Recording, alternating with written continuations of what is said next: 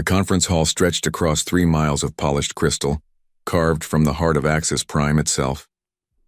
Representatives from 7 major civilizations sat in their designated sections, their forms as varied as the stars themselves.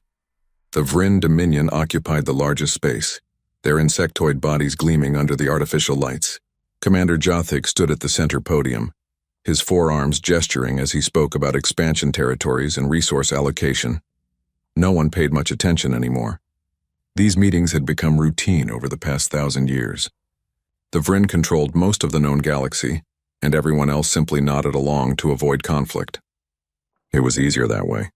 The wars had ended centuries ago, and nobody wanted them to start again. In the Scholars' Gallery, Pelnara sat alone with her data tablets. She was Quileth, a species known for their 6 eyes and their obsession with history. While others discussed trade routes and mining rights, she studied the past. Specifically, she studied humans. Most people thought humans were myths, ancient stories told to children about a species that flew too close to dangerous knowledge and paid the price. But Pelnara knew better. She had spent 30 years of her life excavating human ruins across 12 different worlds. The evidence was undeniable. Humans had been real, and they had been everywhere. Their cities still stood in some places, turned to dust and rust, but clearly designed by intelligent hands. Their machines could still be found buried deep underground, technology so advanced that modern scientists could barely understand the basic principles. Their language had been decoded 50 years ago, revealing libraries of information about mathematics, physics, art, and philosophy. And then, 40,000 years ago, they had simply vanished. Every human in the galaxy disappeared within the span of a single generation. No bodies, no goodbye messages, no explanation, just empty cities and silent machines. The meeting droned on. Commander Jothik was now discussing the Outer Veil, the region of space that marked the edge of explored territory. Few ships ventured there anymore. The Vryn had marked it as low priority, containing only dead systems and stellar debris. Pelnara's tablet buzzed. An urgent message from the Vryn patrol station at the Veil's edge. She frowned and opened it, expecting another mundane report about asteroid drift or stellar wind measurements. What she read made her stand up so quickly that her chair clattered backward. The sound echoed through the hall. Everyone turned to look at her. Commander Jothik's compound eyes fixed on her location. "Scholar Pelnara?" His voice boomed through the translation systems. "Do you have something to contribute?" She hesitated. The message was marked for military command only. She should not have received it at all. But her security clearance as chief human archaeologist gave her access to anything potentially related to human artifacts. The automated systems had flagged this message and sent it to her. "Commander," she said, her voice shaking slightly, "I believe there is an urgent matter that requires the Council's immediate attention." Jothik's mandibles clicked in annoyance. "This is not the time for archaeological curiosities, Scholar. We are discussing matters of galactic importance." "This is of galactic importance," Pelnara insisted. She transmitted the message to the central display. The holographic projection showed sensor data from Patrol Group 7 Theta. At first, it looked like standard readings, nothing unusual. Then the timestamp shifted to 43 minutes ago, and everything changed. A ship had appeared at the edge of the Outer Veil. The sensor profile was impossible. The vessel measured 3 kilometers in length, with a hull configuration that matched nothing in any modern database.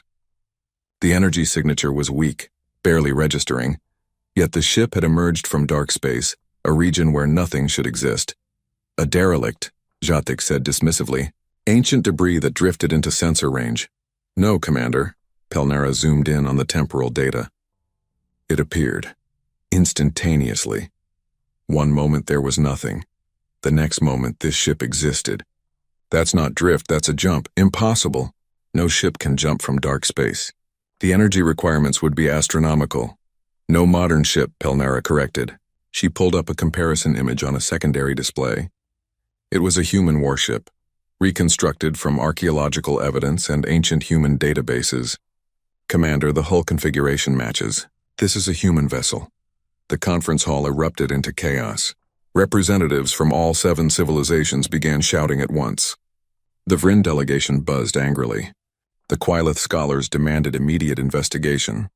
The Thane Collective, usually peaceful traders, began calculating the potential value of human technology. Jothik raised all four arms, commanding silence. Enough. Patrol 7 Theta, respond. What is the status of this vessel? The communication channel crackled. A Vrin patrol officer's voice came through, tense and uncertain. Commander, we attempted to hail the vessel 40 minutes ago. No response. We moved to intercept at safe distance, following standard protocol for unidentified craft. And? It moved, Commander. Not with thrusters or visible propulsion. It simply shifted position. One moment it was holding steady at coordinates 77 Mark III. The next moment it was gone. Define gone, officer. Gone, Commander. Vanished. No jump signature, no energy discharge. Our sensors show it simply ceased to exist at those coordinates and began existing at new coordinates 18,000 kilometers away. Instantaneous movement. The conference hall fell silent. What the officer described was theoretically possible in quantum physics, but no civilization had ever achieved it. The energy required would destroy the ship attempting it. Where is it now? Jothik demanded. Unknown, Commander. It vanished completely 4 minutes after our intercept attempt. We detected a space-time distortion like a wake in water and then nothing. We've been scanning for 39 minutes with no contact. Pelnara's hearts were racing. All three of them pounded in her chest. Commander, we need to organize an expedition. If this truly is a human ship, active after 40,000 years, the historical significance, the military significance, Jothik interrupted. Scholar, you may understand human history, but I understand warfare. A ship that can appear and disappear at will, that can move without conventional propulsion, represents a strategic threat. This vessel must be located and secured. Secured? Pelnara felt anger rising. Commander, this could be the greatest archaeological discovery in galactic history. We should be preparing a research team, not a military strike force. We will do both, Jothik said firmly. I am authorizing full military mobilization in the Outer Veil region. All available forces will converge on the last known coordinates. Scholar Pelnara, you will accompany the fleet as historical advisor. I protest this approach, Commander. If there are humans aboard that ship, they have been in stasis or suspended animation for 40,000 years, Jothik said. They will be disoriented, possibly hostile. They will find themselves in a galaxy that has moved on without them. The Vrin Dominion now controls the territories that humanity once claimed. We must establish dominance immediately or risk conflict. Pelnara wanted to argue, but she knew it was pointless. The Vrin thought in terms of conquest and control. It was their nature. Instead, she nodded and began gathering her research materials. If she was going to the Outer Veil, she would need every piece of information about human technology she could carry. The conference dissolved into emergency sessions.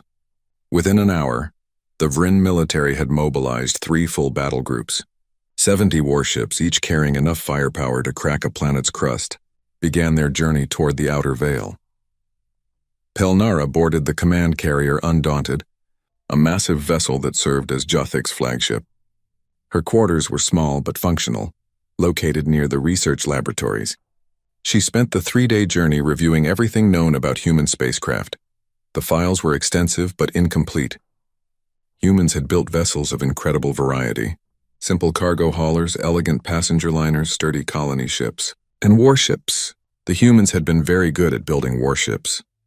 According to the historical records, humans had been relatively peaceful by galactic standards. They preferred trade and diplomacy over conquest.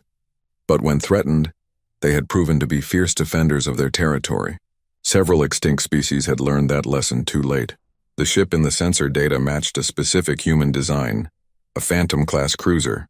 Only 12 had ever been built according to the recovered archives. They were the pinnacle of human military technology, designed for long-range patrol and deep space reconnaissance. Each one had been named after supernatural concepts from human mythology. The Phantom, the Wraith, the Spectre, the Ghost. Pelnara studied the technical specifications with growing concern. Even by human standards, these ships had been extraordinary. They carried experimental drive systems, advanced weaponry, and artificial intelligence cores that bordered on true sentience. A Phantom-class cruiser, fully operational, would be more than a match for any modern vessel. And if it had survived 40,000 years in dark space, who knew what modifications or upgrades it might have received? On the third day, the fleet reached the outer veil. Sensors swept the entire region, searching for any sign of the mysterious ship. For 6 hours, they found nothing. Then, just as Commander Jathic was about to order a wider search pattern, the sensors screamed an alert. The ship had returned. It appeared exactly where it had vanished 3 days earlier, as if it had never left. The same 3-kilometer hull, the same impossible energy signature. But this time it was not alone. Pelnara rushed to the command deck, her data tablet clutched in her hands. The main display showed the ship in perfect detail. It was beautiful in a deadly sort of way. The hull was dark gray, almost black, with smooth lines that suggested both speed and power. No light showed along its surface, giving it the appearance of a shadow against the stars. "Hail it," Jathic commanded. "All frequencies, all known languages including human." The communication officer worked frantically. "Broadcasting now, Commander. Standard greeting protocols in 17 languages, including reconstructed human English." They waited. Seconds stretched into minutes. The ship simply hung in space, not moving, not responding. "Again," Jathic ordered. More broadcasts. Still nothing. "Commander," the tactical officer spoke up. "I'm detecting power fluctuations along the ship's hull. Something is charging. Shields up. All vessels, defensive formations." The fleet scrambled into position. 70 warships arranging themselves into overlapping protective patterns.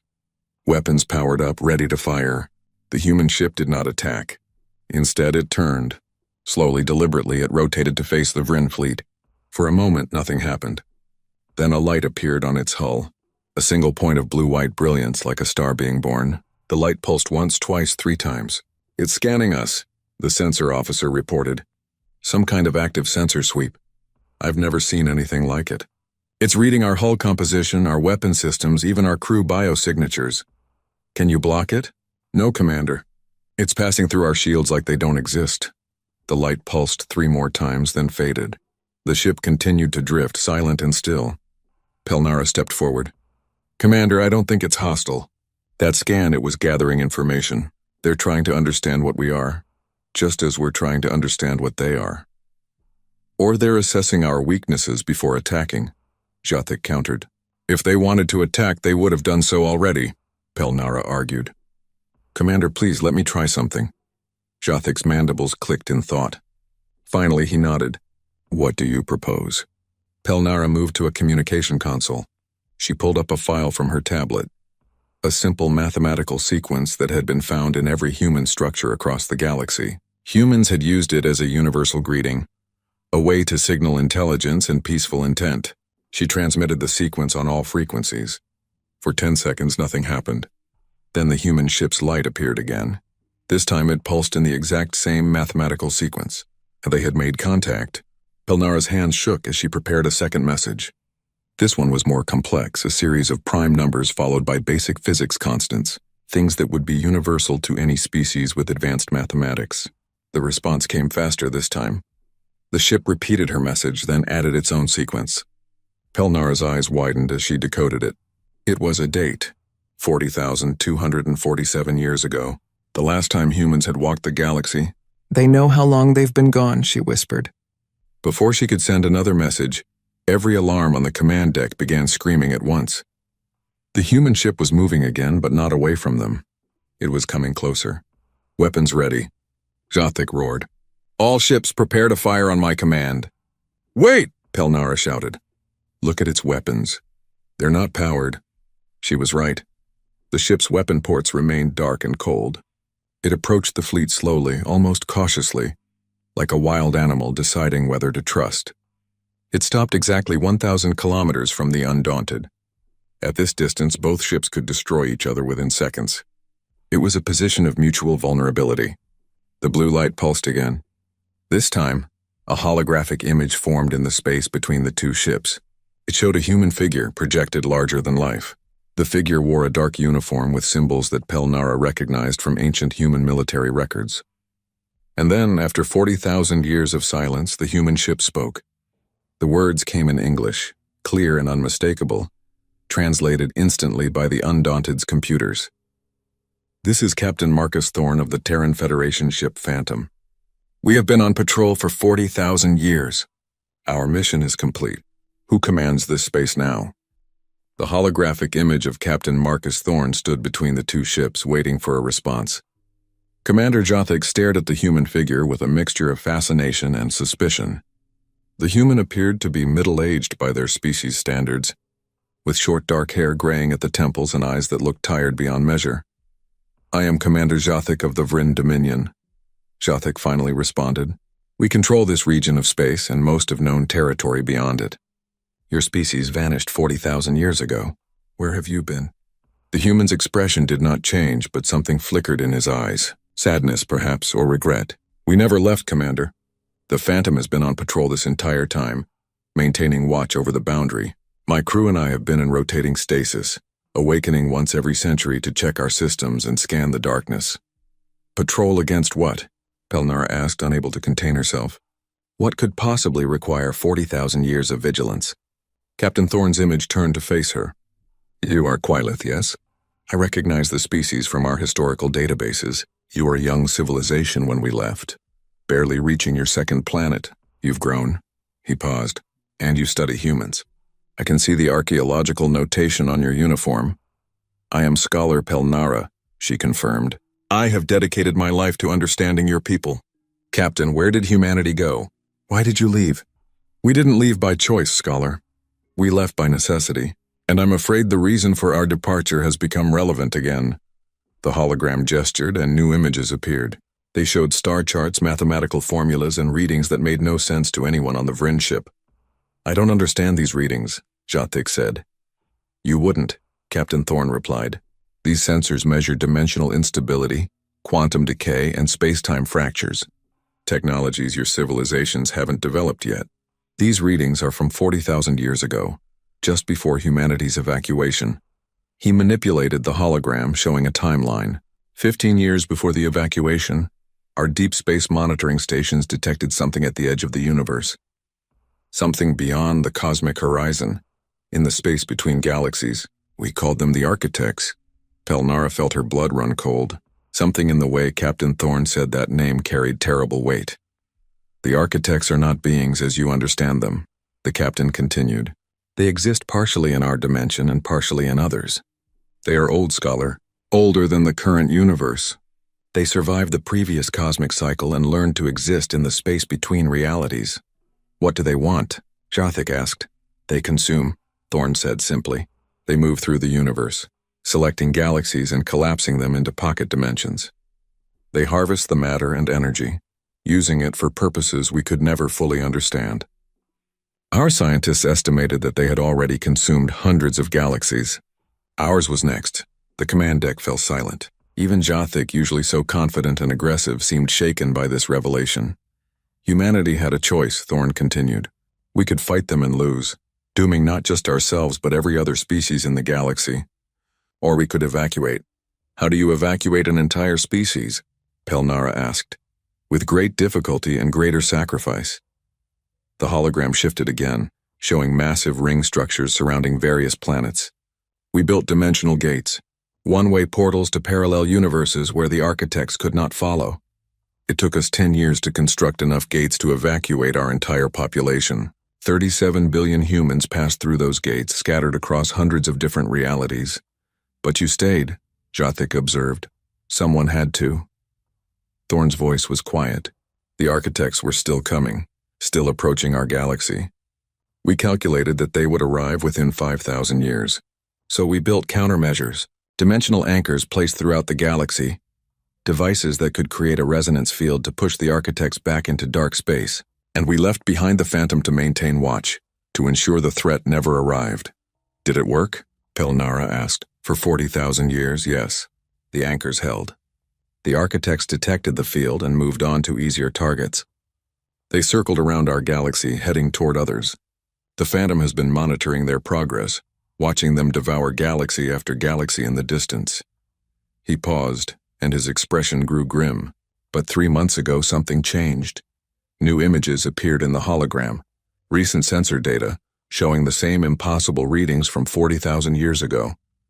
"The Architects are coming back. The resonance field is weakening, destabilizing. They've detected it and they're curious. Or perhaps they're simply finishing what they started so long ago. Thorn looked directly at Jathik. Your Dominion's expansion into the outer veil, your quantum experiments and dimensional research, it's been creating interference patterns. You've been weakening the anchors without knowing they existed. Jathik's mandibles clicked angrily. You dare blame us for— I'm not blaming anyone, Commander, Thorn interrupted. You didn't know. How could you? Humanity left no warnings, no records of the architects. We believed that if we survived, if we held them off long enough, they would move on permanently. We were wrong. The hologram showed a projection, mathematical models of the architect's approach. According to the data, they would reach the galaxy's edge in approximately 6 months. 6 months, Pelnara whispered. What happens when they arrive? Based on their patterns in other galaxies, they will begin at the outer edges and work their way inward. Stars will disappear first, collapsed into dimensional pockets, then planets, then entire systems. The process takes approximately 50 years to consume a galaxy the size of ours. Every civilization, every species, every living thing will cease to exist in this reality. Jathik stood motionless, processing this information. Finally, he spoke. What can we do? How did humanity plan to stop them? Humanity planned to be gone, Thorn said. The Phantom was meant to observe and record, nothing more. We never expected to fight. But circumstances have changed. I've spent the last 3 months since detecting their return reactivating old human facilities, checking the status of the dimensional anchors. Many are still functional, but the network is incomplete. The resonance field can be restored, but it requires coordination across the entire galaxy. And if we restore this field? Jathik asked. The architects will be repelled. They'll move on to easier targets just as they did before. Then we will do it. I will mobilize the Dominion's full resources. We will repair these anchors of yours. Thorn shook his head. It's not that simple, Commander. The anchors were built with human technology, tied to human biosignatures. Only the Phantom can activate them. And there's another problem. What problem? Activating the full resonance field will seal the galaxy off from dimensional space. Completely. No dimensional gates, no quantum tunneling, no access to higher dimensions. Your faster-than-light travel, your quantum communications, all of it relies on accessing dimensional space. When the field activates, all of that will stop working. The implications hit everyone on the command deck simultaneously. Without FTL travel, the galaxy would become impossibly vast. Civilizations spread across thousands of light years would be cut off from each other. Trade would collapse. Communication would be limited to light speed. It would be a technological dark age. For how long? Jathik demanded. The resonance field must remain active for at least 40,000 years to ensure the architects don't return. Maybe longer. Unacceptable. You're asking us to sacrifice our entire civilization. I'm asking you to survive, Thorn said firmly. Yes, it will be difficult. Yes, your civilizations will change, adapt, perhaps even collapse in some regions. But you will survive. The alternative is complete annihilation. Before Jathik could respond, alarms began blaring throughout the ship. The sensor officer shouted over the noise. Commander?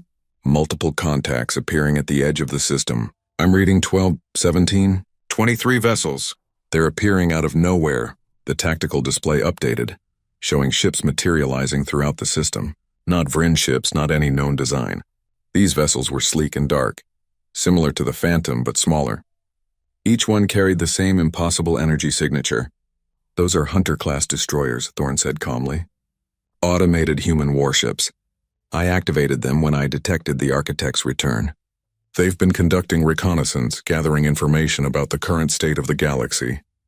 You've been spying on us, Jathik accused. I've been assessing the situation. Commander, I needed to know what civilizations now exist, what military capabilities you possess, and whether you would be able to help or hinder our mission. The Hunters have been observing your dominion, and others for the past 3 months. Other civilizations? Pelnara asked. The Thane Collective, the Quileth Alliance, the Saurian Empire, and 4 others. I've been preparing to contact all of them. But then your patrol detected the Phantom, and I had to accelerate my timeline. On the tactical display, the Hunter ships began moving into formation around the Phantom.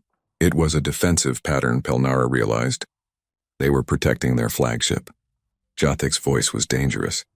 Captain Thorn, you appear in our space with a fleet of warships, Tell us the galaxy is doomed and demand we accept technological regression for 40,000 years. Why should we trust you? You shouldn't, Thorne said bluntly. You should verify everything I've told you. Study the data I've provided. Consult with your scientists. Send expeditions to examine the dimensional anchors. Take whatever time you need to confirm the threat is real. And how much time do we have? You have 6 months until the architects arrive. I recommend you use that time wisely. The hologram flickered and began to fade. I'm transmitting coordinates for the nearest dimensional anchor. It's located in the Kepler 442 system, about 7 light-years from here. You'll find an ancient human installation on the 4th planet. Study it, test it. See for yourselves that I'm telling the truth. Wait, Pelnara called out. Captain Thorne, what will you do now? The human's image stabilized for a moment. I have 714 anchors to check and repair. I have automated hunter ships to deploy, monitoring stations to reactivate, and defensive systems to prepare. In 6 months, when the architects arrive, the Phantom will be ready to activate the resonance field. Whether the rest of the galaxy is ready, that's up to you. The hologram vanished. The Phantom and its hunter escort began to move, accelerating to impossible speeds. Within seconds, they had disappeared, leaving only the subtle distortion of disturbed space-time. Jothic stood in silence for a long moment. Finally, he turned to his crew. Navigation, set course for the Kepler 442 system. Science Division, prepare full analysis equipment. Scholar Pelnara, I want you to assemble every piece of information we have about human technology. Yes, Commander, Pelnara said, her mind already racing. What are you thinking? I'm thinking that if a human who has been on patrol for 40,000 years tells me the galaxy is doomed, I should probably listen. But I'm also thinking that I don't trust easily, especially when the person asking for trust controls a fleet of warships more advanced than anything we possess. The Undaunted turned and began its journey to the Kepler system, the rest of the fleet following. Pelnara returned to her quarters and immediately began reviewing every file she had on human technology, human history, and most importantly, human honesty. In her 30 years of studying humanity, she had learned one consistent truth about them. They were capable of incredible kindness and terrible violence, of great wisdom and profound foolishness. But one thing the historical records showed clearly: when humans said they would protect something, they did it, even if it cost them everything. Captain Marcus Thorne had stayed on patrol for 40,000 years, alone except for his crew, watching over a galaxy that no longer remembered his people existed. That kind of dedication, that kind of sacrifice, spoke to something fundamental about human nature. She just hoped that the rest of the galaxy would see it the same way, because if Captain Thorne was telling the truth, they had 6 months to prepare for a threat that had made humanity itself choose extinction over confrontation. And if he was lying, well, they had just let a human warship and its fleet vanish into the darkness, with the knowledge and capability to destroy every civilization in the galaxy. Either way, the next 6 months would determine the fate of everything that lived under these stars. The journey to Kepler 442 took 4 days at maximum FTL speed. During that time, Pelnara barely slept. She spent every waking hour analyzing the data that Captain Thorne had transmitted, cross-referencing it with everything humanity had left behind in their ruins. The mathematics checked out.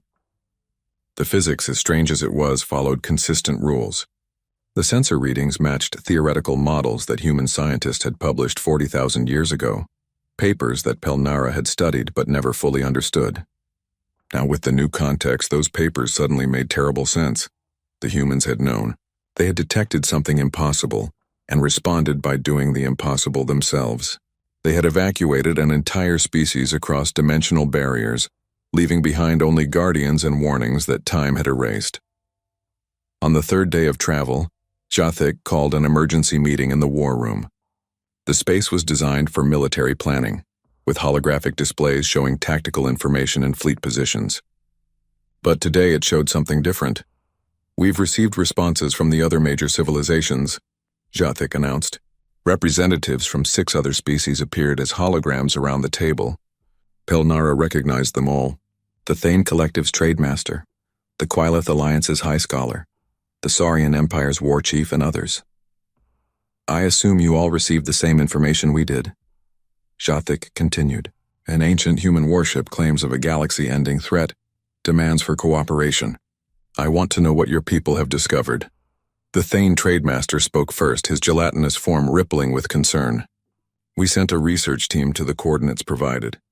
They found a human installation on the third moon of Thane 7.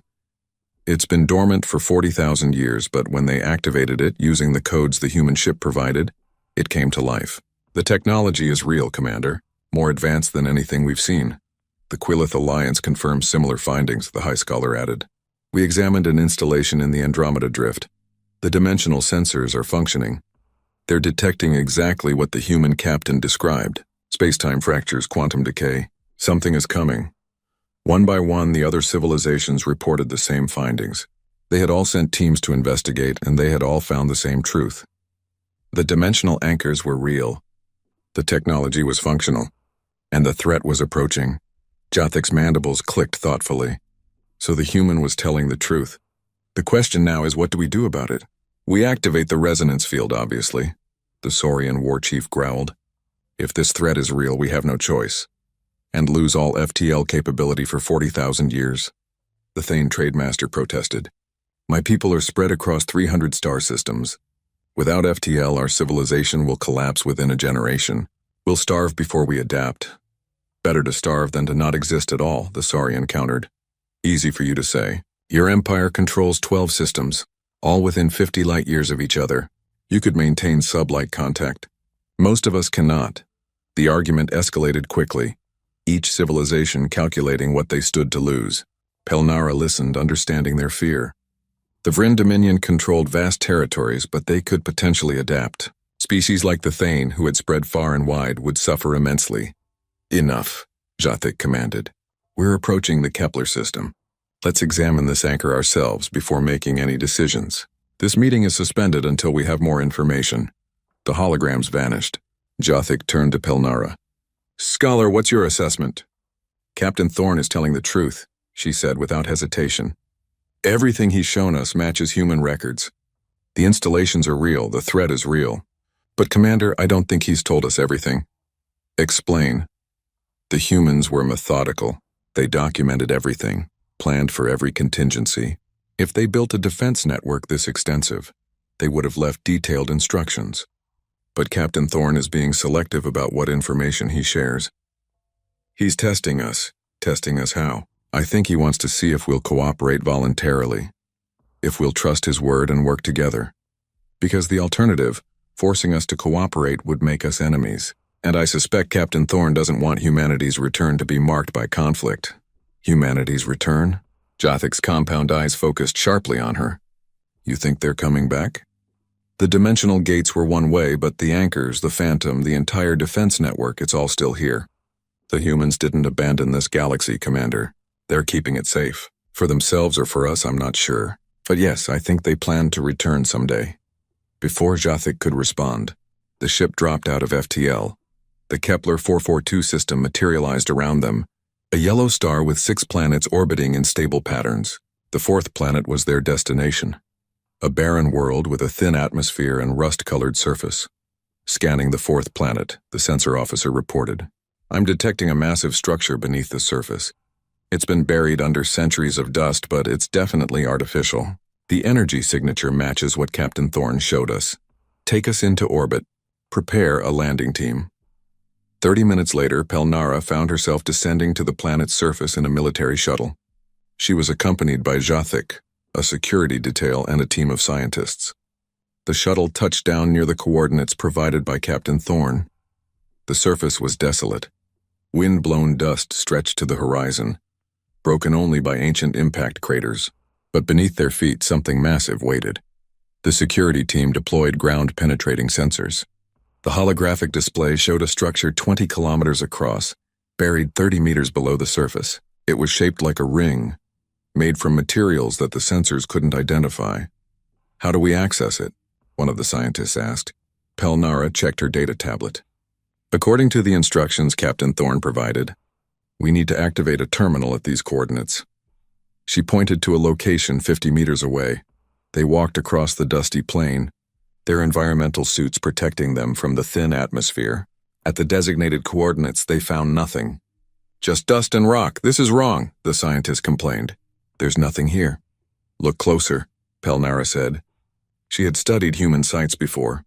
They often built things to blend with the environment, hiding their installations in plain sight.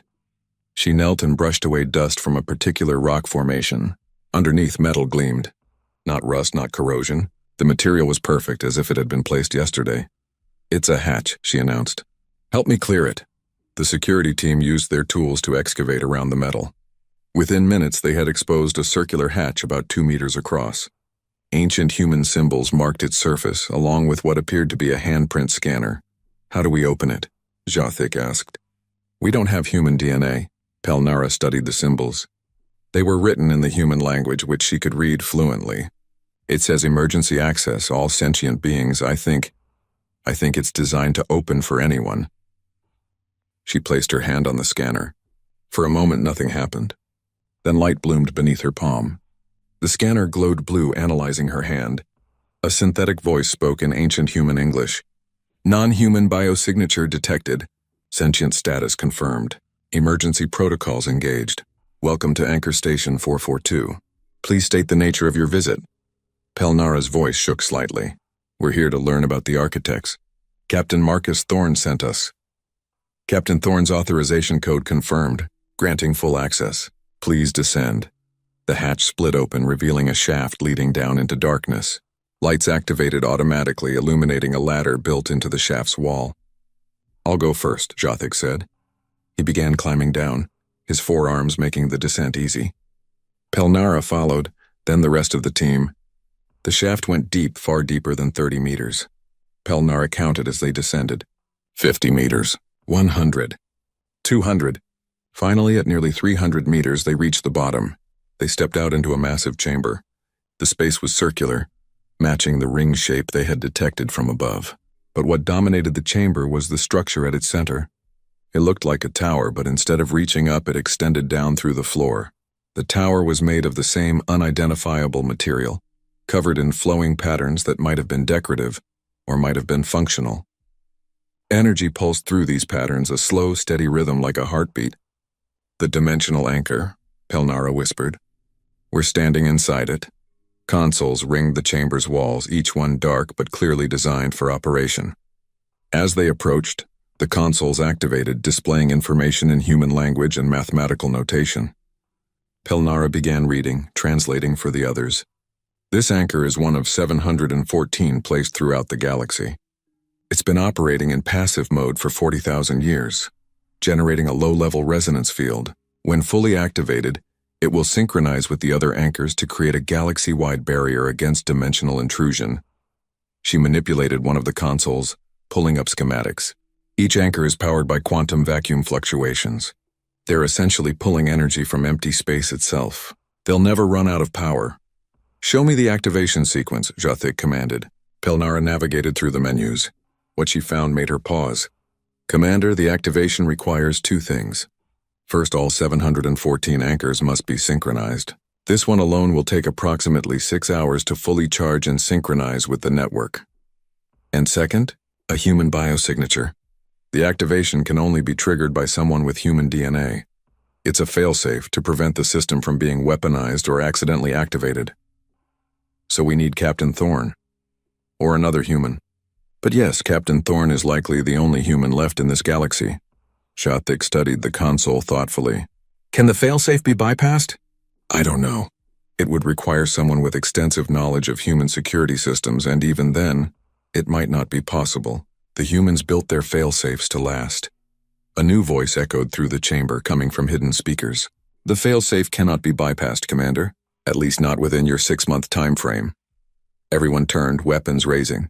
The voice belonged to Captain Thorne, but he wasn't physically present. Instead, his hologram appeared near the central tower. "This is a recording," the hologram explained.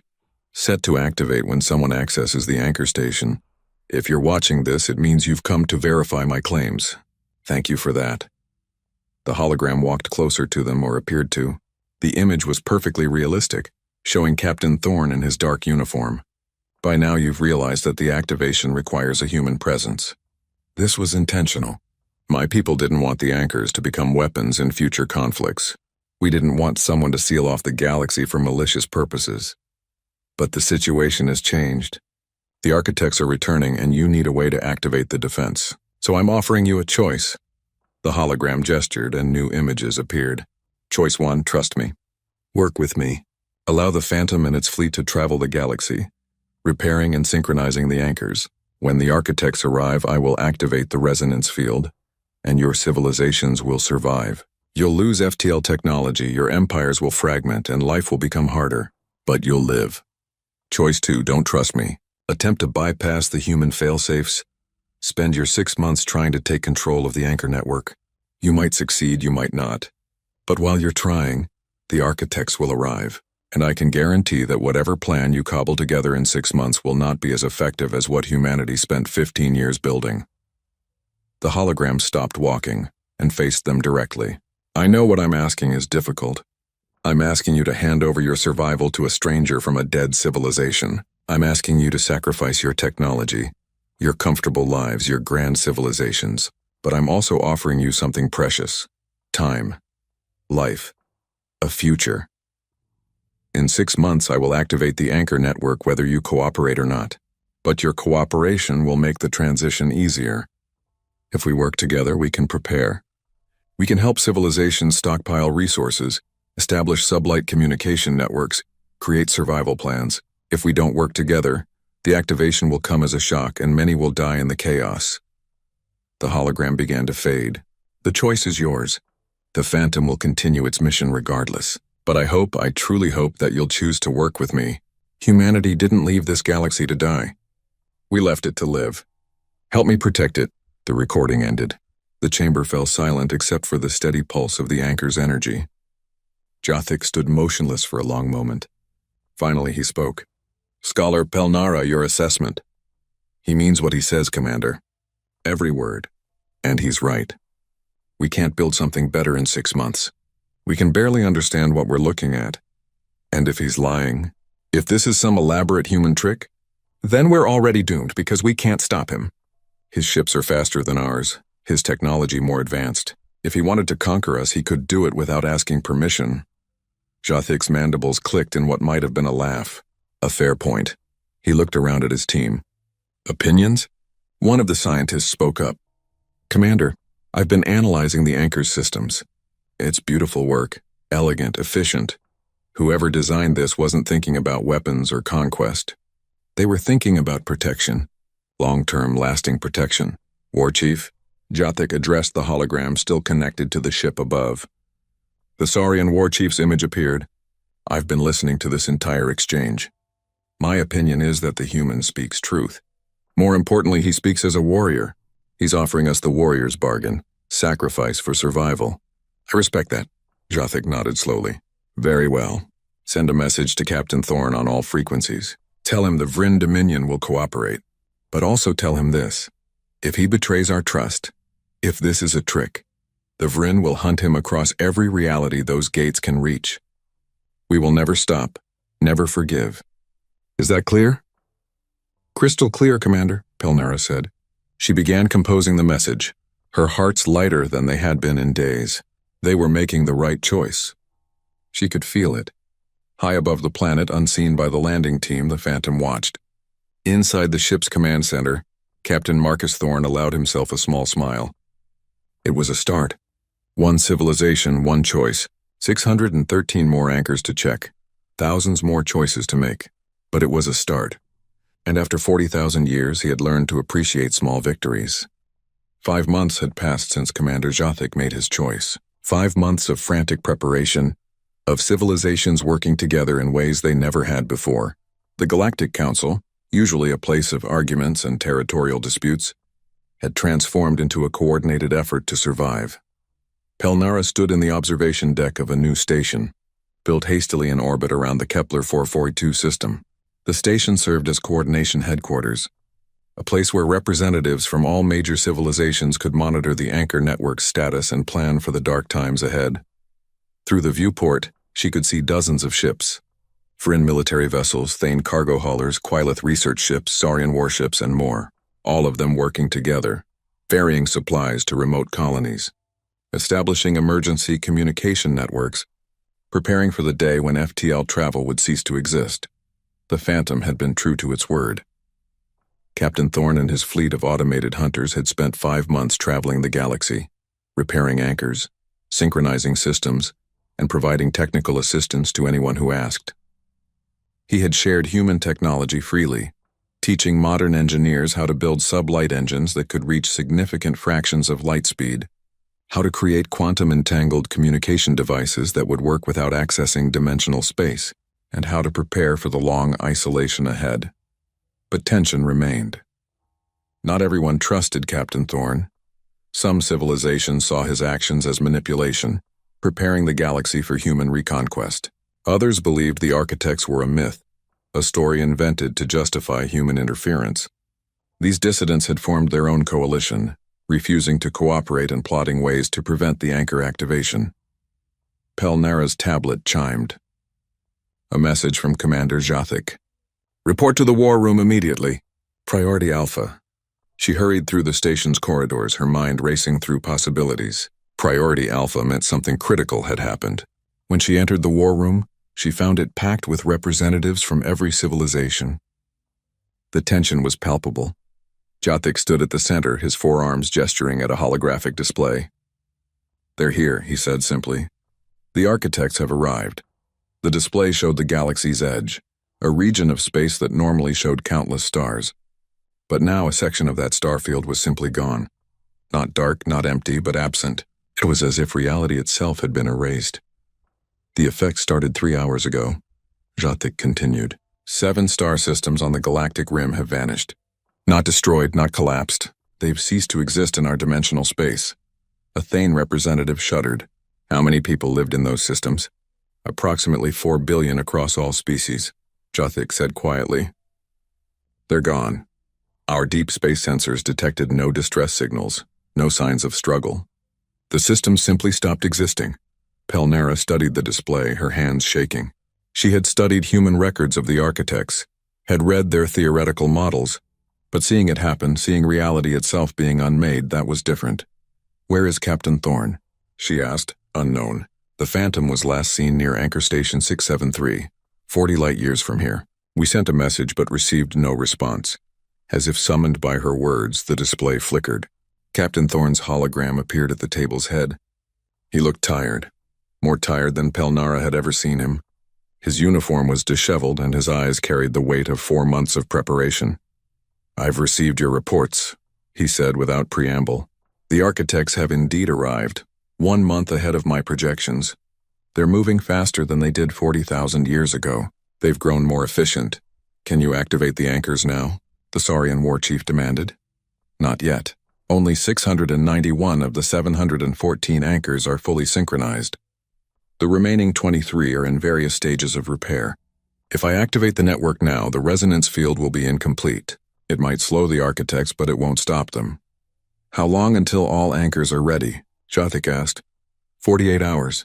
My hunter fleet is working around the clock, but human technology, no matter how advanced, still requires time." "We don't have 48 hours, a Quailith representative shouted. "The architects are consuming 7 systems every 3 hours. At that rate, they'll reach inhabited space within the day." "I'm aware," Thorne said, his voice steady despite the panic around him. "Which is why I need your military forces to buy us time." The room erupted in protest. "You want us to fight those things? We saw what they did. Our weapons are useless." "This is suicide." "Yes," Thorne said simply, cutting through the noise. "I'm asking you to die, to sacrifice yourselves so that others can live. It's what soldiers do." The war chief's scales rippled with what might have been approval. "You speak plainly, human. I respect that. Tell me, will our sacrifice matter? Will dying slow them down?" "Yes, the architects consume matter and energy, but they process it slowly. If you throw enough mass at them, enough energy, you can bog them down. Not forever, not even for long. But for 48 hours? Yes, that's possible." Jathic's mandibles clicked as he processed this. "You're asking us to feed our ships and our people to these entities. I'm asking you to be the shield. Just for 2 days. Give me 2 days and I'll activate the anchors. The architects will be expelled and everyone who survives will have a future." Silence fell over the room. Each representative looked at their people's forces, calculating losses, weighing lives against survival. The war chief spoke first. "The Saurian Empire will commit our full military might. 23 battleships, 200 smaller vessels. We'll hold the line. The Vryn Dominion will match that commitment, Jothik said. We have the largest fleet. We'll anchor the defense. One by one, the other civilizations pledged their forces. Even the Thane, who had no military tradition, offered their cargo ships. We can't fight, but we can serve as obstacles. Our ships are large. They'll take time to consume. Pelnara watched as thousands of ships were committed to certain destruction. The mathematics were simple. The architects needed approximately 2 hours to fully process a capital ship. If they could force the entities to process enough ships spread thin enough, 48 hours was achievable. I'll be there too, Thorn announced. The Phantom will fight alongside you. No, Jothik said firmly. You're the only one who can activate the anchors. If you die, everyone dies. Stay away from the battle. I've been a soldier for 40,000 years, Commander. I don't send others to die while I hide in safety. Then you're a fool. But you're our fool and we need you alive. Jothik's voice softened slightly. Captain Thorn, for 40 millennia you've protected this galaxy alone. Let us protect you this once. Let us earn our survival.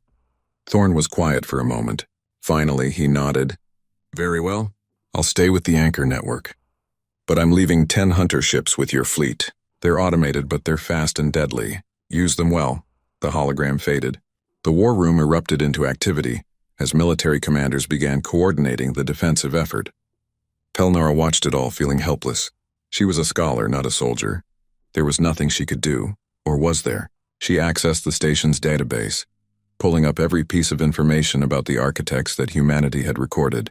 There had to be something, some weakness, some way to make the sacrifice more effective. Hours passed as ships assembled at the galaxy's edge.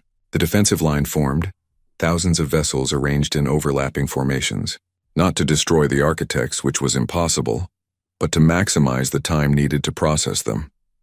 Pelnara found herself on the bridge of the Undaunted, Jothik's flagship. The commander had insisted she stay behind, but she had argued her way aboard. If we're going to die, she had told him, I want to die learning. Maybe in our final moments we'll discover something useful. The Undaunted took its position at the center of the line. Around them, ships from a dozen different civilizations waited. In the distance, reality continued to unravel. The absence was spreading, consuming star after star. They're coming, the sensor officer announced. I'm detecting dimensional distortions. The entities are moving toward our position. Through the viewport, something appeared, but appeared was the wrong word. The architects didn't move through space in any conventional sense. They were simply absent from one location and present in another, as if the intervening distance was irrelevant to them. They were massive, larger than the biggest capital ships, but their form was impossible to describe. They seemed to exist in multiple dimensions simultaneously, showing different aspects depending on how you looked at them. One moment geometric shapes, the next organic curves, then patterns that hurt to perceive. All ships, Jothik commanded. Fire at will. The void erupted with weapons fire. Energy beams, kinetic projectiles, missiles, plasma bolts, everything that the combined military might of galactic civilization could throw. The attack struck the architects, but nothing happened. The energy simply disappeared, absorbed or converted or erased. The projectiles passed through as if the entities weren't physically present. They're not in our dimensional layer, Pelnara realized. They're phased slightly out of sync with our reality. That's why weapons don't work. Then how do we stop them? Jothik demanded. We don't stop them. We slow them down by feeding them mass. Physical contact, not weapons fire. Jothik understood immediately. All ships cease fire. Ramming protocols. Close to contact distance and maintain physical contact as long as possible. The first wave of ships moved forward, accelerating toward the architects. When they made contact, something remarkable happened. The ships began to dissolve, not explosively but gradually. Metal flowed like liquid, converted into energy and absorbed. The process took time. The architects paused, processing their meal. The defensive line had bought its first minutes. But there were dozens of architects and they were learning. They began moving around the defensive line, seeking easier targets. Ships had to reposition constantly, throwing themselves into the entity's paths. Pelnara watched from the Undaunted's bridge as ship after ship sacrificed itself. A Thane cargo hauler, its crew evacuated, flew on automatic pilot into an architect's form and vanished over the course of 90 minutes. A squadron of Quilith research vessels, repurposed as obstacles, lasted 2 hours combined. Saurian battleships, their crews still aboard, chose to go down fighting, maintaining contact until their hulls breached and their crews were exposed to vacuum. Hours passed. The defensive line held, but at terrible cost. Hundreds of ships had been consumed. Thousands of crew members had died. And yet the architects kept coming. More appeared, drawn by the abundance of matter and energy. "Status report," Jathik commanded, his voice showing strain. "We've held for 38 hours, Commander," the tactical officer reported. "Current projections indicate we can maintain defensive integrity for another 12 hours before our forces are depleted. Then we'll make it. Just barely, but we'll make it." A new alarm sounded. Pelnara checked her console and felt her blood run cold. "Commander, I'm detecting more architects appearing. Not at the galaxy's edge. Here, in the middle of inhabited space." The display updated, showing 3 new architects manifesting near major population centers. One appeared near the Vryn homeworld, another near the Quilith Alliance's core systems, the third near the Thane Collective's trade hub. "How?" Jathik whispered. "How did they get past our defenses?" "They didn't," Pelnara said, understanding flooding through her. "They're not limited to traveling through normal space. They can appear anywhere, anytime. The ones at the galaxy's edge were just the vanguard. These are the real attack." The implications were devastating. The defensive line had been for nothing. The architects could simply bypass them, appearing directly at populated worlds. Billions of lives were suddenly in immediate danger. "New plan," Jathik said, his voice hard. "All ships, break formation. Return to your homeworlds. Defend your people." "Commander, that will leave the edge undefended," the tactical officer protested. "The edge doesn't matter anymore." "Our people matter. Move." The fleet scattered, each civilization's ships racing toward their threatened homeworlds. The Undaunted turned and jumped to FTL, heading for the Vryn home system. When they arrived, the scene was chaos. The architect hung in space near the planet, already processing orbital stations. Evacuation ships fled in all directions, carrying refugees. Defense platforms fired uselessly at the entity. "Captain Thorne," Jathik broadcast on all frequencies. "I don't care if you're not ready. Activate the anchors now or there won't be anyone left to save." For a long moment, no response came. Then Thorne's voice, tired and sad. "I understand, Commander. Beginning activation sequence. All ships, all stations, prepare for dimensional lockdown. This is it. No turning back now." Across the galaxy, 714 anchors began to pulse with power, their rhythms synchronized, creating a resonance that spread through dimensional space like ripples in water. The field grew, expanded, connecting anchor to anchor in an invisible web of protection. In the Vryn home system, the architect suddenly stopped. It hung motionless in space, no longer processing the station it had been consuming. Then, like oil repelled by water, it began to slide away, not moving but being pushed, expelled from normal space. The same thing happened at every location where architects had appeared.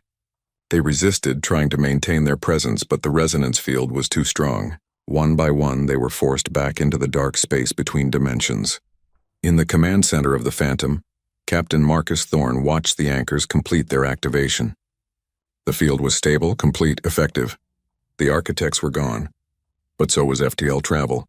Across the galaxy, every faster-than-light drive simultaneously shut down. Ships in mid-jump were forcibly ejected into normal space. Quantum communication networks went silent. The dimensional gates humanity had built to evacuate, sealed forever.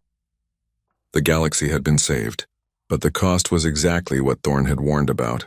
Civilization as they knew it was over. The long isolation had begun. 40 years had passed since the day the galaxy changed forever. 40 years since FTL travel ceased. Quantum networks fell silent, and the great civilizations found themselves suddenly isolated across impossible distances. Pelnara stood on the surface of Earth, something she had never imagined possible. The homeworld of humanity had been forgotten by most species, dismissed as unimportant. But Captain Thorne had invited her here to see something important. She was older now. Her 6 eyes dimmed slightly with age, but her curiosity remained as sharp as ever. The planet was beautiful. Humanity had been gone for 40,000 years, yet Earth had healed itself. Forests covered the ruins of ancient cities. Oceans teemed with life. The atmosphere was clean and breathable. Nature had reclaimed what humanity had left behind. Captain Thorne stood beside her, looking older too. He had spent the past 40 years traveling between worlds using sublight drives, checking anchor stations, helping civilizations adapt to their new reality. His ship, the Phantom, orbited overhead, as impressive as ever but showing signs of wear that no maintenance could completely hide. "Thank you for coming," Thorne said. "I know it took you 5 years to make the journey." "It was worth it," Pelnara replied. "I've never seen anything like this planet. The way it's recovered, grown wild again. It's remarkable. Earth is resilient. Humanity learned that lesson long ago." He gestured toward a path leading into what had once been a city. Now trees grew through ancient buildings and vines covered skyscrapers. "Walk with me. There's something you need to see." They walked together through the green wilderness. Pelnara had spent 40 years chronicling the changes that had swept through galactic civilization. The collapse had been terrible, but not as catastrophic as many had feared. The Vryn Dominion had fragmented into hundreds of independent systems, each one developing its own culture and governance. Some had prospered, building strong local economies. Others had struggled, falling into isolation and decline. But none had died out completely. The Thane Collective had actually thrived. Their tradition of self-sufficiency and their slow, deliberate way of thinking proved perfect for the new era. They had established sublight trade routes between their nearest systems, creating a network that was slower but more stable than the old FTL empire. The Quillith Alliance had transformed entirely. Cut off from their central government, individual Quillith worlds had developed unique philosophical and cultural identities. Pelnara's own homeworld had become a center of learning, where scholars studied the past and planned for a future that would unfold over millennia, rather than decades. "You wanted to know if your sacrifice would matter," Pelnara said as they walked. "If surviving would be worth the cost. And has it been? Yes, it's been hard. Millions died in the initial chaos. Colonies that couldn't produce their own food starved. Systems too dependent on imported technology collapsed. But we survived. We adapted. And now, 40 years later, we're building something new. Something better, I think. Better how? More sustainable. The old civilizations grew too fast, too aggressive. They expanded without thinking about the consequences. Now expansion takes centuries instead of years. It forces us to be thoughtful, deliberate. Every new colony, every new outpost, it's a generational commitment." Thorne nodded slowly. That was part of humanity's calculation. We knew forcing slower than light travel would change how civilizations behaved. We hoped it would be for the better. They reached a clearing where the ruins of a building stood. Unlike most structures, this one had been partially restored. Human machinery, ancient but functional, surrounded it. The dimensional anchor that protected Earth pulsed at the clearing's center, its rhythm steady and eternal. "This is Anchor Station 1, Thorne explained. "The first one humanity built. The prototype for all the others. I've kept it maintained, visited it every year." "Why bring me here?" Pelnara asked. "Because today something is going to happen. Something I've been waiting 40,000 years to see." As if on cue, the anchor's pulse changed. The rhythm remained steady, but the quality of the energy shifted.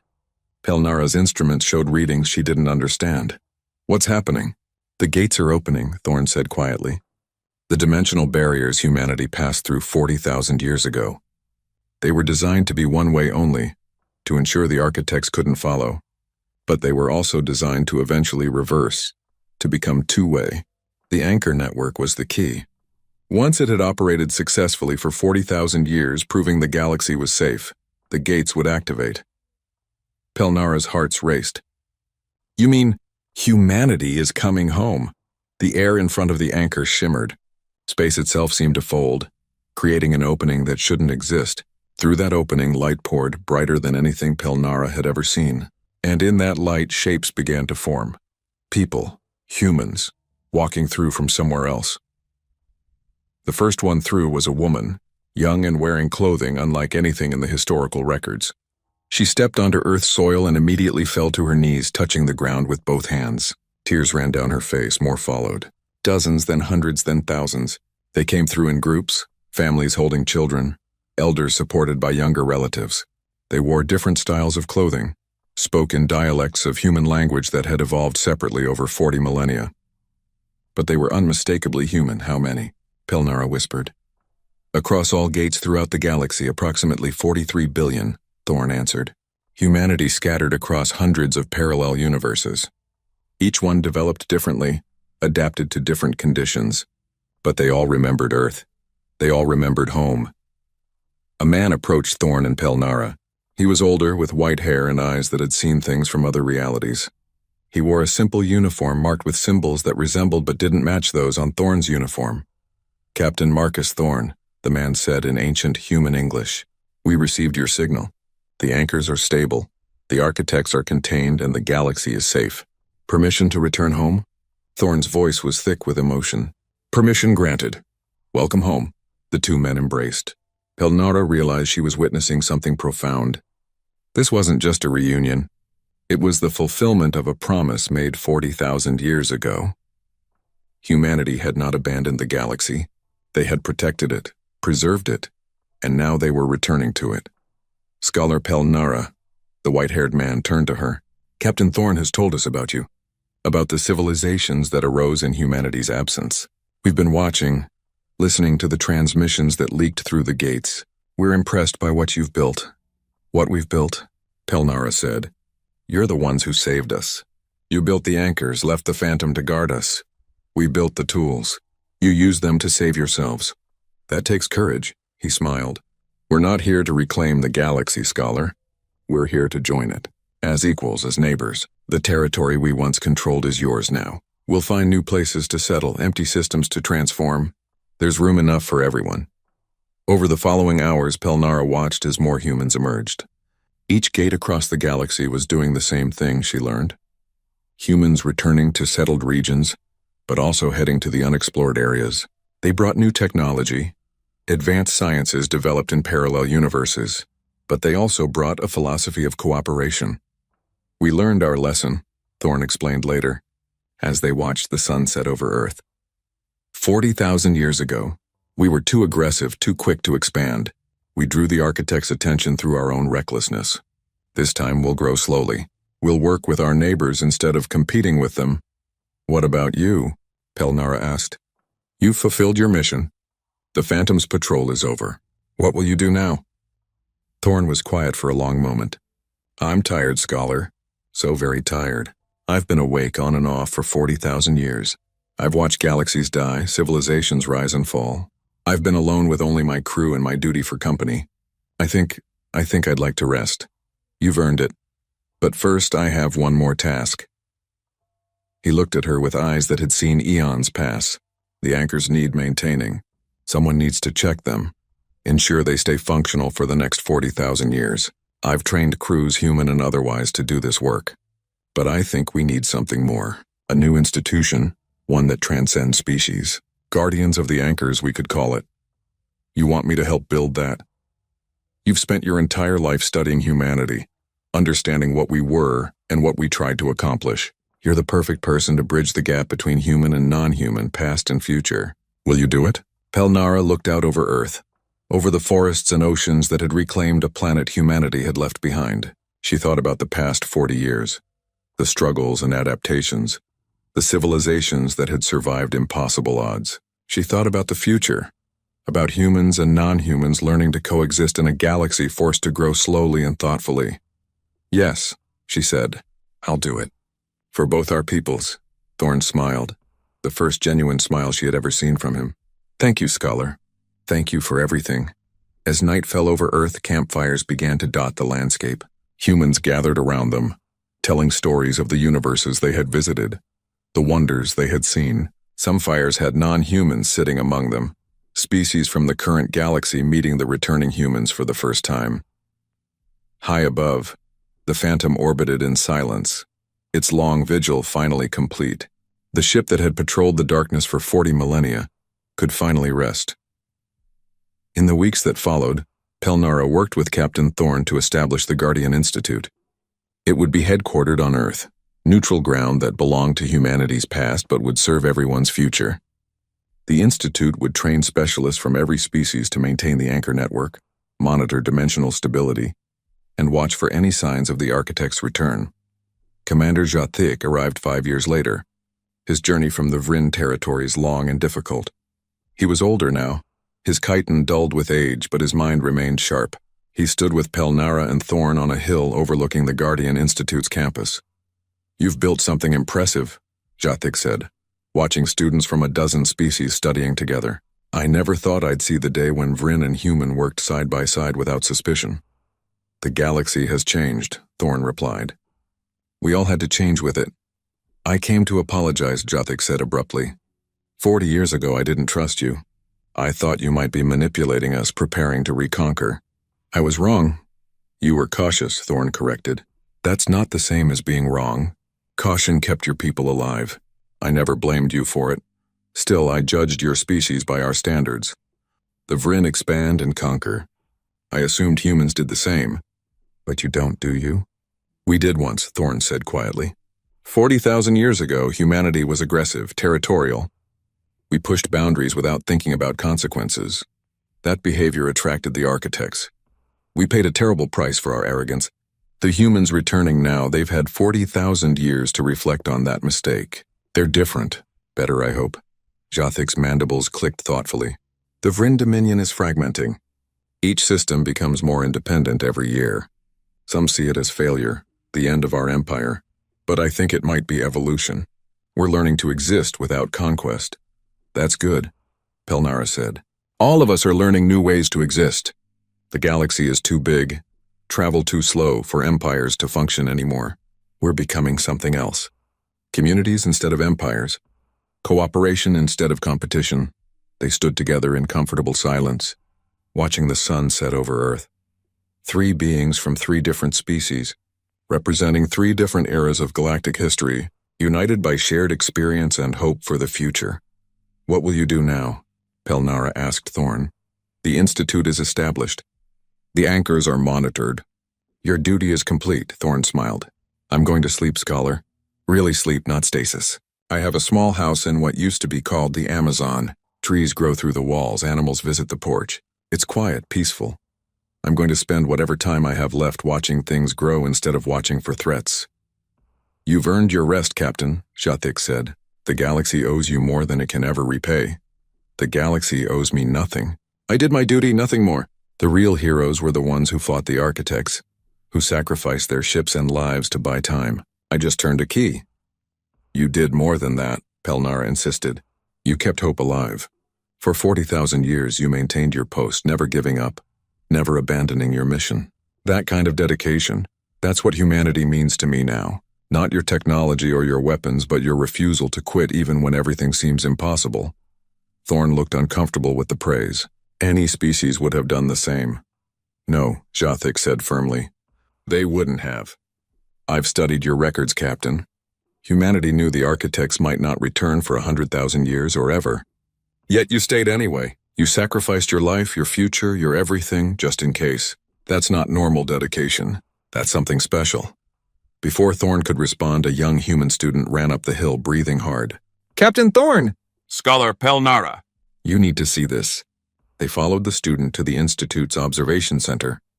The main display showed sensor data from multiple anchor stations. Something was different. The readings showed fluctuations in the dimensional barriers, but not threatening ones. These fluctuations were regular, patterned, almost like communication. What are we looking at? Pelnara asked. A Quillith scientist answered. We believe the dimensional gates are evolving. They're no longer just one-way or two-way portals. They're becoming something more sophisticated. Look at these mathematical patterns. The display showed equations that made Pelnara's head hurt, but Thorn leaned forward, his eyes widening. That's not possible. Those equations describe multi-universal synchronization. The gates are connecting not just to parallel universes, but creating a network between them. What does that mean? Jothik asked. It means humanity didn't just scatter across parallel universes, Thorn said slowly. They connected those universes, built bridges, established communication, and now those bridges are linking to our universe. We're not just getting humanity back. We're joining a multi-universal community. The implications were staggering. Humanity hadn't spent 40,000 years in isolation. They had spent that time building something unprecedented, connecting realities that were never meant to touch. And now they were inviting the rest of the galaxy to join that network. Over the following months, more evidence appeared. Technologies began emerging from the gates, devices that could peek into parallel universes, mathematics that described trans-dimensional physics. Human scientists worked with non-human scholars, sharing knowledge that had been developed across multiple realities. But the humans were careful. deliberate.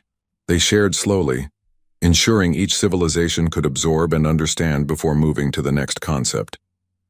They had learned patience during their long exile. One evening, Pelnara received a message on her personal communicator. It was from Captain Thorne, audio only. His voice sounded peaceful, content. "Scholar Pelnara, I wanted to thank you one last time before I truly retire. You believed in humanity when you had no reason to. You trusted my word about the architects. You helped bridge the gap between my people and yours. The galaxy is better because of you." "I did what anyone would have done," Pelnara replied. "No, you did what you chose to do. There's a difference. Choice defines us more than capability. You chose to trust, to help, to build instead of destroy. That choice mattered." "What will you do in retirement, Captain?" "I'm going to read, Scholar. I have 40,000 years of history to catch up on. I want to know everything that happened while I was watching the darkness. Every civilization that rose, every discovery that was made, every story that was told. It will take me the rest of my life to read it all, and I couldn't be happier about that." Pelnara laughed. "Then I'll send you my complete works. 40 years of research into human civilization and the changes that followed the architect's repulsion. I look forward to reading every word. Goodbye, Scholar. May your work continue to bridge world. Goodbye, Captain. May you find the peace you've earned." The communication ended. Pelnara never spoke to Captain Marcus Thorne again. But she heard about him occasionally, through stories passed along by travelers. He lived in his house in the forest, reading and writing, occasionally hosting visitors who made the long journey to speak with the man who had saved the galaxy. He died peacefully 15 years later, surrounded by books and friends, both human and non-human. The galaxy mourned him, this human who had been alone for so long but never let loneliness turn to bitterness. Pelnara attended the memorial service on Earth. Thousands gathered, representing every species in the galaxy. They told stories of Captain Thorne's dedication, his sacrifice, his quiet strength. But the story that meant the most came from a young human child. "My grandmother came through the gates," the child said. "She told me about the Phantom, about Captain Thorne watching over us for 40,000 years. She said he proved that distance doesn't matter when you love something enough to protect it. He loved the galaxy even though it wasn't his anymore, even though he could have left. He stayed because staying was right." That, Pelnara thought, was the perfect summary of humanity. They stayed because it was right. 70 years after the anchors activated, Pelnara was old. Her 6 eyes had dimmed. Her body moved slowly, but her mind remained sharp. She sat in her office at the Guardian Institute, reviewing reports from anchor stations across the galaxy. Everything was stable, the network functioning perfectly. A knock on her door interrupted her work. "Come in," she called. A young Vryn entered, one of her students. "Director Pelnara, I have a question about the historical records." "Ask." "Why did humanity really leave?" "I've read the official explanation about the architects, but there's something that doesn't add up. Humanity was powerful, technologically advanced. They could have fought. Why choose to evacuate instead?" Pelnara smiled. She had been expecting this question for years. "What do you think the answer is?" The young Vryn hesitated. "I think they left because fighting would have endangered everyone else. The architects were attracted by aggressive expansion, by the energy signatures of conflict. If humanity had fought, they would have turned the galaxy into a battlefield. Other species would have been caught in the crossfire." "Very good. Yes, that's part of it. Humanity chose exile to protect everyone else. But there's another reason too." "What reason?" "Hope. If humanity stayed and fought, they would probably lose. And losing meant extinction. Not just for them, but potentially for everyone. By leaving, by scattering across parallel universes, they ensured their survival. They turned certain death into temporary separation. And they left behind the tools for others to survive too. The anchors. The anchors. Humanity bet that other species would rise, would develop, would eventually be able to defend the galaxy that humans had to abandon.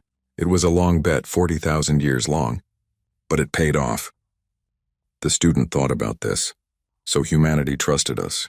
Species they'd never met, civilizations that didn't exist yet. They trusted we'd be worthy of the galaxy they left behind. Exactly. And we were. We proved them right. When the architects returned, we stood together. We sacrificed. We survived. We earned the galaxy that humanity protected for us. The student left deep in thought. Pelnara returned to her report satisfied. The lessons of the past were being learned, carried forward into the future. She worked for another hour before exhaustion forced her to rest. She leaned back in her chair, looking out the window at Earth's forests. Somewhere out there, in 1,000 different locations, dimensional gates stood open. Humans and non-humans traveled between universes, sharing knowledge and building connections. The galaxy humanity had left behind was thriving. Slower than before, more thoughtful but healthier. The long isolation forced by the anchors had taught every species to value sustainability over expansion, cooperation over conquest. And in the darkness beyond the galaxy's edge, the dimensional resonance field continued its eternal pulse. 714 anchors working in perfect harmony, keeping the architects at bay, protecting all life within. Pelnara closed her eyes, content. The story that had begun 40,000 years ago, when humanity chose to leave, had reached a happy ending. Not perfect, but happy. Humanity had been silent for 40 millennia. But their silence had been a form of speech, their absence a gift. They left the galaxy room to grow, to learn, to become something worthy of joining humanity's multi-universal community. And when they returned not as conquerors but as friends. The Phantom Cruiser's long patrol was over. Its captain had found rest.